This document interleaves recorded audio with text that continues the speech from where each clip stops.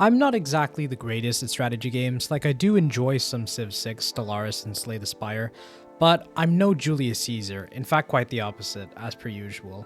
I'm not the worst, but I'm alright. And that leads me to the topic at hand, being a turn-based mecha tactical RPG game called the demo version, of course.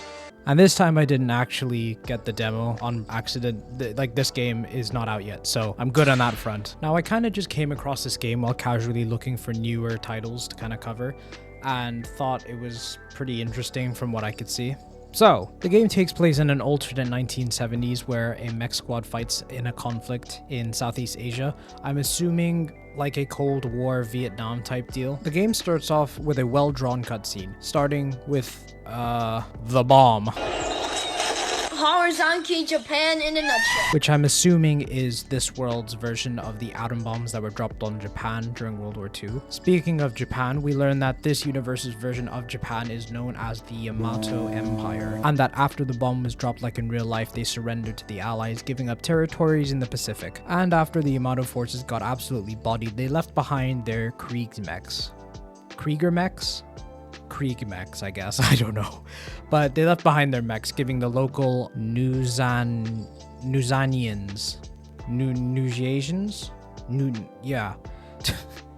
to salvage and create their own Krieger mechs. So good for them. We also hear the president of the Nuzanians, talk about how he wants to fight for freedom or death. And I know it's a bit of a stretch, but something's telling me that these guys might fight us to the death. Also, we learn as well that this kind of country we're in is called Emerita. These guys are pronouncing it in the games, and I don't know how. I just completely forgot how to pronounce these, but yeah.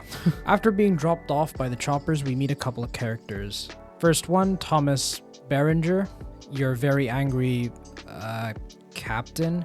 I don't actually know his rank, but I'm assuming he's quite high up. Felix Wegwer, which I'm definitely not saying right, and we don't really talk about him.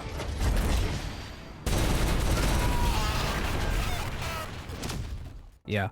Also, our main character, Aaron Beckers, and is that Solid Snake? But after our short little dialogue, I guess, we're shown the basic controls of the game with our first mission, namely how to move around, how to take down mechs, how the sneak mechanic works, which I think is pretty cool, and other useful mechanics I consistently forget about, which probably explains what happens later on in the video. Toward the end of the mission, we do explode this decent portion of forest to try and track down a Krieger. However, our next character we're introduced to, Daisy, who just has to ruin the fun and just snipes the shit out of the last guy.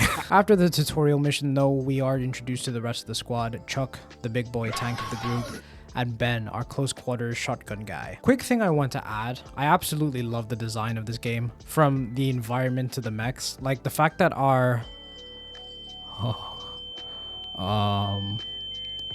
bipedal mechs, yeah, I got it right this time.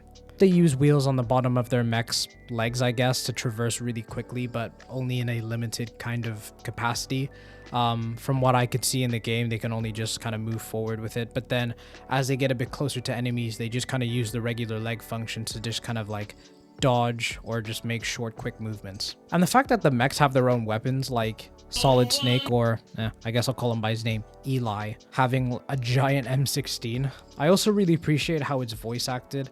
Adds a lot more charm than having to hear my awkward ass voice reenacting all these guys and trying my best to put on a voice for every single one of them. Anyway, the next mission goes by very smoothly. Our squad takes out a decent number of enemy mechs. I also do need to point out probably one of my favorite systems in the game, being the aim shot. Now, unlike the regular shot, it puts your camera into a reticle to aim manually at the target. The system is exactly like Fallout's VAT system, where you just aim at a body part to do either a really high amount of damage or to cripple the actual limb itself. For instance, targeting the arm that's holding a gun, it'll result in the mech having to just kind of fire wildly, which usually is quite funny because they can't hit shit. But if you do shoot something like their arm that's holding the actual gun, it'll literally just force them into melee combat, which usually means they won't do too much damage. But it does have a chance to miss, and you do have the potential of hitting your allies, but overall, a very cool mechanic. Dealing with the last of the mechs, who I completely removed any sort of offensive capabilities off the last guy, and he just resorted into just slamming into my mechs. And after we get rid of that last mech, we are put into the sort of free roaming part of the game. Not necessarily like true free roam, but it's pretty similar to Fantasy Journey, which you can watch on the top right after the video, where you move around the map and just encounter things like outposts for equipment, changing and healing villages and missions, but you can also run into patrols that can potentially be either really hard or really easy. But after that, we are led to a nearby outpost that used to be a Yamato Krieger outpost. However, because it's been left in such a hurry, there's a lot of equipment that we can use, namely new parts like an extra gun, some new legs, and some new arms. But I mean, to be fair, the stats aren't really the best, to be honest. And after gearing up and some extra team bonding, are you gonna fucking hoe? Soft-hearted fuck. we later do find out that Thomas, the angry, big, military rah-rah guy, has just kind of gone off on his own somewhere, and we were supposed to catch up. Well, Ben manages to pinpoint where he went, or at the very least, kind of where he was last seen. And that's where the main mission from the demo just kind of takes off. Find Thomas and say hi, I guess. I don't know. And that's where we come across our first patrol. Now, we fought worse enemies than this mere level 3 patrol. Quick guys, formations. Chuck, go be our stalwart. Get him! Eli, fire that missile. Get him! Get him! Ben, flank around. So, another feature I did forget to mention is that if a squad member does die during combat, there's no way of like reviving them. Like, they're not downed or anything like that. They're just gone. Which, from what I can tell and from what I've seen anyway, just based on gameplay and how I've been playing, there's no seemingly like ethical way to bring them back apart from just kind of reloading, which I was not gonna do. Which does add that layer of risk that I do kind of like. I don't enjoy it, but I do appreciate it, you know? I think that's kind of cool. The extra realism, it draws you in with the character and then it just snatches them away. Now, the next mission had some unforeseen problems, but I did a little bit of time reversal, and I definitely didn't hypocritically just reload the save when everyone just so happened to fall ill that day. So another thing as well, just with the features that we're talking about, that I kind of discovered when everyone kind of got sick, is that when more than 2 of your squad members die, or from what I can see, 2 or more of them die in either one mission or just kind of in general, I guess, the main character develops shell shock, leading to a debuff in accuracy and max AP, which is how much you can move around basically, which just makes everything so much more better. So after some reassessment, we head to the final place Ben had pinpointed, and we actually found Thomas and his crew. And well... Round up the women and the children. Kill the men. Torch the place.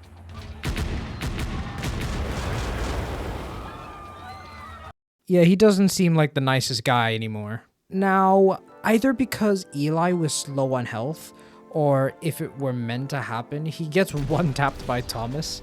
But we can avenge him. And the civilians. Right, gang? Peace.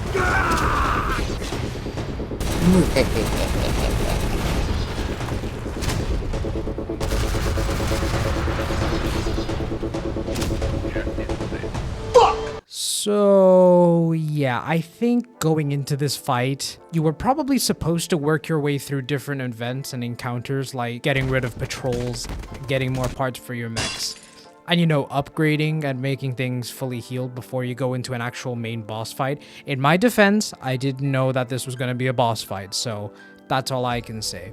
And also, you were probably meant to keep your squad mates alive instead of, oh right, in my defense, I didn't cause that. It was the bad guys, not me. But you know what?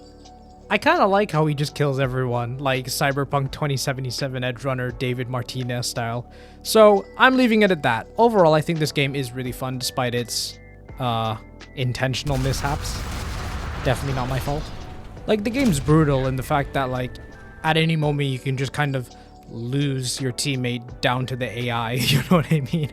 Like they just straight up say, we don't like this guy, and just take him out completely. But the fact that there's no way of remedying the fact that you just lose an extra like mech kind of shows the value of having like a decent strategy and not my kind of famous tactic of throw everything at the problem, hope shit doesn't hit the fan. So yeah, I also do like how apart from the tutorial, it doesn't necessarily hold your hand or anything like that. Like there isn't a specific right way to do it. I mean, that's with most strategy games, you kind of just learn as you go, but I don't know, there's a certain charm about this one that I do really like, and it doesn't help as well how I am just a big fan of mechs in general, which in my opinion, a mech game like this that's strategy based and that's like voice acted the way it is and how it's kind of presented, I don't know, it's just a nice breath of fresh air. So yeah, check it out, it's in the description. Bye.